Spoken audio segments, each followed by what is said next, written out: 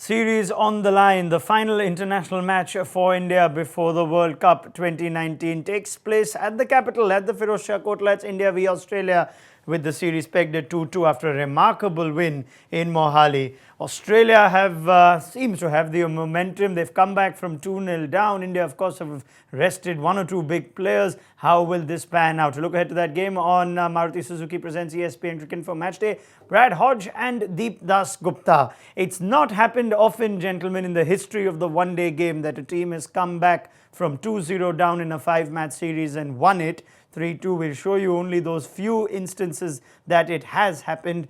And, only South Africa, Bangladesh against Zimbabwe and Pakistan have managed that feat. Brad Hodge, is it fair to say momentum or at least a sense of belief now with that Australian dressing room after the manner in which they won in Mohali?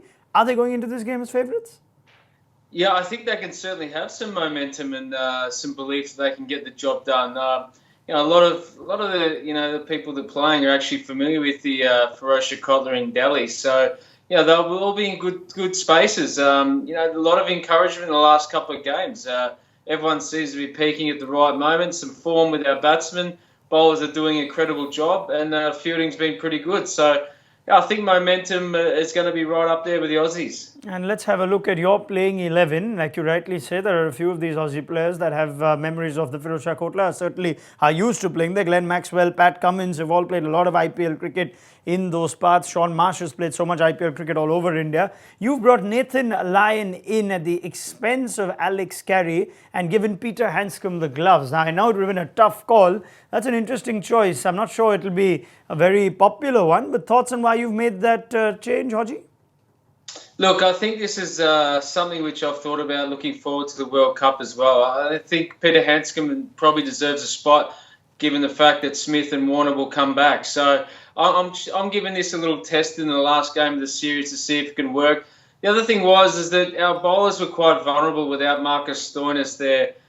So if he's not fit, I thought that we needed to bolster our bowling department. I think that our fifth bowler was extremely vulnerable last time and showed that up with a big score. That probably won't happen at the Firozshah Kotla, where spin will take a little bit more turn, or it should play a bigger part. And I think that on an even keel, if we can go in with a strong bowling lineup, our batters seem to be in good form.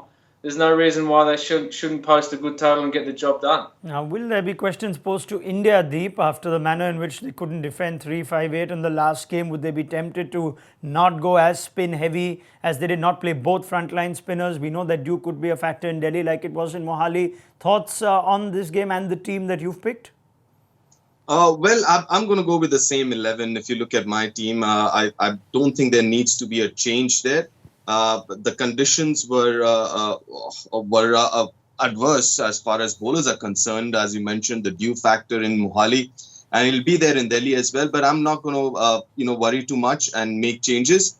And as far as your spin bowling goes, yes, I mean there might be some turn at Firozshah Kotla, but generally, because of the size of the ground, the spinners go for plenty at Firozshah Kotla. So that's the other thing that both the teams need to remember before the game. So as far as the Australian 11 goes, if I may add to what Hodgie said, I think I rather add AJ Tye if I need an extra bowler for Australia rather than Nathan Lyon, because it's a small ground. Hodgie's been there. It's a very small ground, and even top edges and misses go for sixes. Hodgie, you want to respond to that? Perhaps Andrew Tye, a case to get a game on this in this ODI series?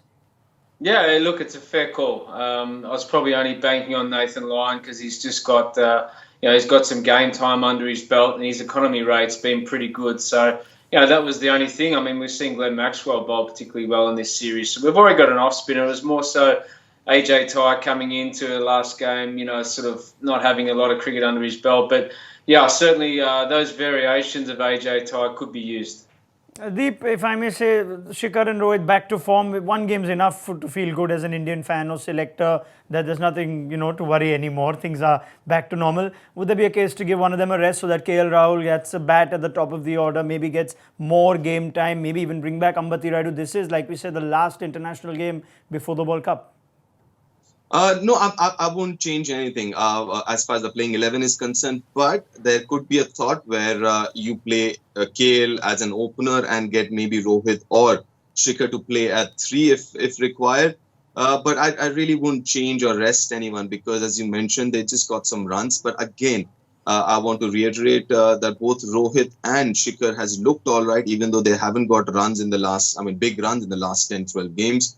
They've looked all right. And now that they've got some runs, they want to kind of keep going and keep that momentum going, I believe. And I don't see too many changes there. Right, let's see what the venue stats tell us for the Firozshah Kotla, and we've had a brilliantly contested series so far. Every game has had its moments, and most of them have gone into the very end of the second innings. The team batting first has won 3 out of 5 at the Kotla in the last 5 games. The average score batting first is 220, pacers at 26 and spinners at 27. Now that is curious. Deep, one quick comment perhaps on the abysmal numbers that the Kotla tosses up when it comes to batting. Yeah, last 2-3 years, because if I'm not wrong, the topsoil of Firozshah Kotla has been changed at least 4 times in the last 2-3 years. So the topsoil hasn't settled, hasn't been given the time to settle down. So it generally stays slow and low. That's one of the reasons why you see those abysmal numbers as far as batting is concerned. And another reason why you see the pacers doing marginally better than the spinners, because, a lot of these pacers, they come bowl wicket to wicket with not too much of bounce, not too much of a chance for the batsman to get under the bounce. So, that's one of the reasons why you see those numbers. Would those numbers somewhat tempt Australia to rethink from your lineup, Hodge, and may play an extra batter? Alex Carey did get them some runs last game, but given that it's a 220, you think maybe your 4 frontline bowlers with Maxwell could do the job? I'm thinking that it'll be a particularly dry wicket, given the fact that Australia performed pretty well in the last 2 games. So that's my assumption. I'm not saying it's going to be, but I'm just banking on the surface being more on the dry side because Australia, predominantly struggle against spin. So I have no evidence to back that up, mind you. I'm just trying to cast my mind into a crystal ball and seeing in 24 hours what's there. But anyone that bowls stump to stump, wicket to wicket on the Firozshah Kotla generally does well, exactly what Deep said. But I'd like to see us put some more pressure on, with our bowling unit. Then our batting seems to be clicking at the right time. So, you don't really need your number 7 or 8 to contribute a hell of a lot with the bat, given the fact that it will be a slow total. So, yeah. Yeah, I think your crystal ball gazing's been good of late. You called that half-time score in the last game. You said Australia would chase it. Deep, yes, you have a follow-up? Just to quickly mention that it rained in Delhi yesterday. Yeah. And it's kind of overcast as well. So that might just play a part. All right, many thanks, Deep Dasgupta. We'll join you in studio for this game tomorrow. Brad, Hodge, we'll get your thoughts as well.